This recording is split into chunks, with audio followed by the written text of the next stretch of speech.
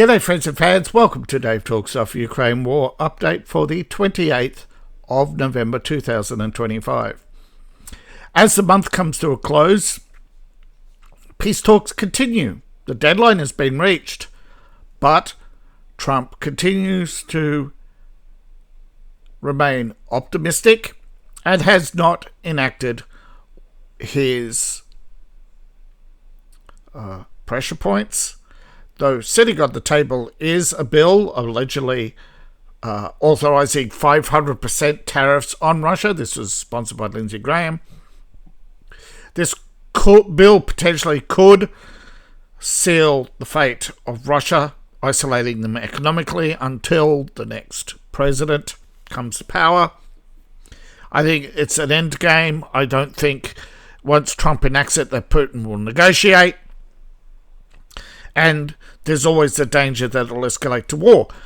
Now, a lot of people are claiming that Russia and Europe are heading to war, which is weird because Putin just visited Hungary and said that he's willing to sign an agreement that he will not attack Europe.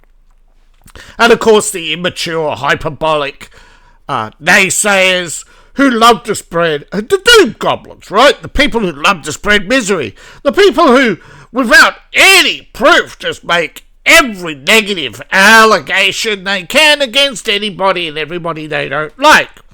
You know, the gossipers, the busybodies, the nosy parkers, the usual herd of sour milk producers.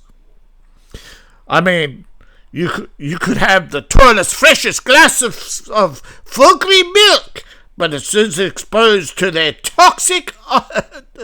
toxicity, you might as well be mustard gas. It is sour and poisonous.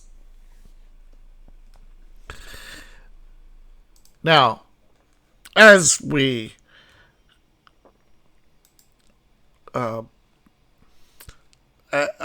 progress towards the end of this war, as I've often said, the violence will escalate. In the last 24 hours, Ukraine has launched multiple attacks on Russia, and explosions have been reported in Sevastopol, Rostov, and other areas. Now, the drones headed to Moscow, or at least the drones that crossed the border were shot down well before. There's no... But while I was recording, there's been some additional attacks on Ukraine in Sumy. Now, in the last 24 hours, there's been fighting in the northern buffer zone without progress. Fighting in Kostiantynivka without progress. Fighting north of Lyman, lots of it, without much progress. There's a little bit, but at first it's very negligible, but it's like every day there's some progress somewhere. Now there's a little bit of progress here. Another couple of towns, small towns have been seized. The Russians have increased their hold on Seversk, not by much. They've put this town here into a cauldron. As you can see, this also sees this town here. There's fighting on the outskirts of Chevashyar. Russians have seized more territory in southern Kostiantynivka and have hit Kostiantynivka with a massive explosion. Now the hyperbolic doom goblins are going to say, nuclear explosion! Look at the mushroom cloud! Now any explosion that big is going to mushroom cloud. It is a phenomenon of atmospheric compression and absorption of the energy by the atmosphere. Because as the cloud rises up and starts to slow down, it plumes because the column rising underneath it is travelling faster than the column as it slows down. So as it slows down, it mushrooms out and spreads. In space, a fireball is a fireball. Now, this is a huge explosion, probably raw rocket fuel or something, or highly condensed rocket fuel. Pretty much just a large rocket with an explosive warhead, hits the ground. Don't know if it's airburst or hit the ground, but you can see 7 to 11 story buildings completely dwarfed by the explosion. Yet it's not actually consuming those buildings, which means a lot of that energy is actually just lost in the actual explosion. It's just basically going up, not out. But it's enough to basically probably kill a lot of people in central Kostiantynivka. According to Russian media, 1,700 were killed.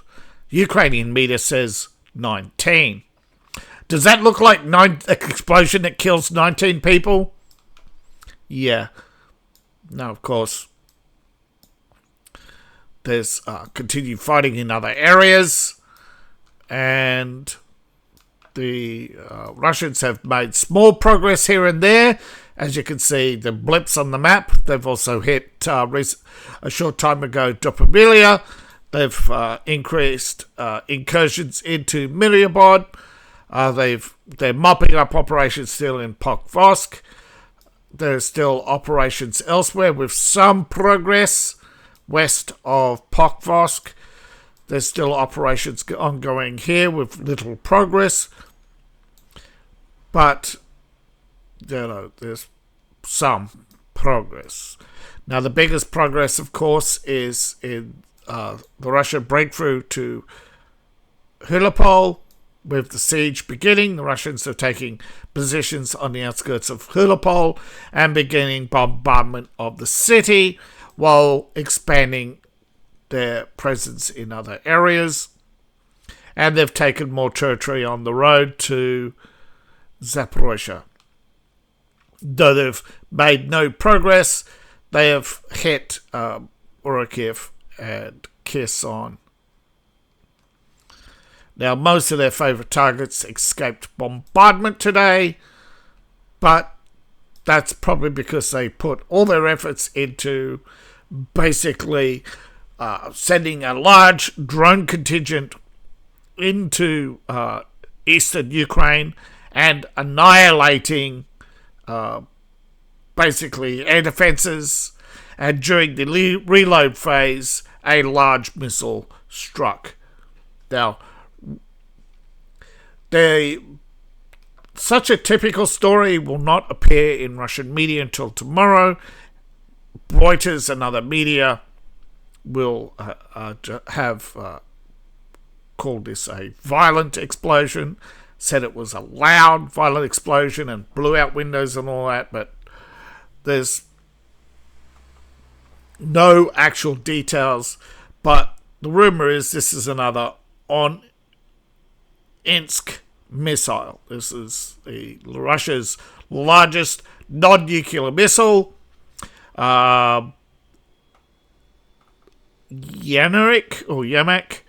the Zelensky's chief of staff, he seems to want to bury the peace talks. I think peace talks have made progress. The Americans have taken the proposals and the amendments by Ukraine, saying that, are you sure that this is a peace deal you accept? And it apparently is. But Ukrainian media are reporting a rift that the Chief of Staff does not support and thinks Ukraine won't accept the peace deal, but won't give details of what it is, other than, Ukraine must not cede land. Well, if you cannot take it back, you have no choice but to cede it, or you keep losing more. Zelensky has stated that this war is unsustainable. Ukraine's already reached $400 billion in debt. I doubt that even if they took all the money from Russia, it won't even meet their rebuilding fund, which BlackRock has abandoned. I think obviously they realise that Ukraine is not able to pay, not just unwilling, but likely unable to repay its debts, even if it took the maximum right? Maximum effort into developing resources. A mine can take up to 12 years to develop, turn a profit, and start paying investors. But these mines could operate for decades. Well, they could operate for a year. It also depends on the politics, environmentalists. There are just so many issues in Ukraine that you just can't pull a rabbit out of a hat and say that the estimated 1.2 or 1.4 trillion in resources untapped in Ukraine are going to do anything other than remain untapped. Because remember, some resources, as soon as they mine, lose value because they only have this magical value at current world prices. For current world prices to remain, everybody else's production has to fall as yours rises. As we saw with oil, as American production rose, Canada, to keep the price of oil up, reduced theirs. What happened? Canada producers bucked, didn't they? They didn't want to pay high taxes and cut fuel production because it would break supply contracts. See, the government don't care that you lose money as long as their revenue is maximised.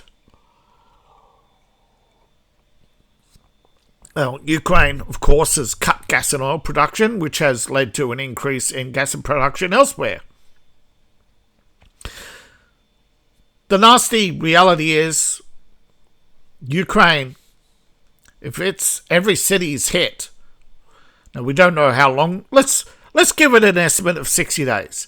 If Russia could hold out and every 60 days hit a Ukrainian city, right?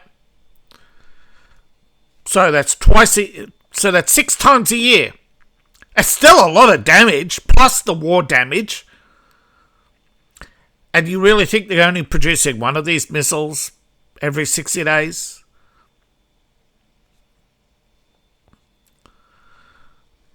But, of course, they are stockpiling. They have an estimated 9,600 missiles of various sizes. The second largest stockpile in the world. Nobody really knows who really is the largest stockpile. It's only that estimates, though. But really, let's say that US, Russia, and China are all sitting on more missiles than they all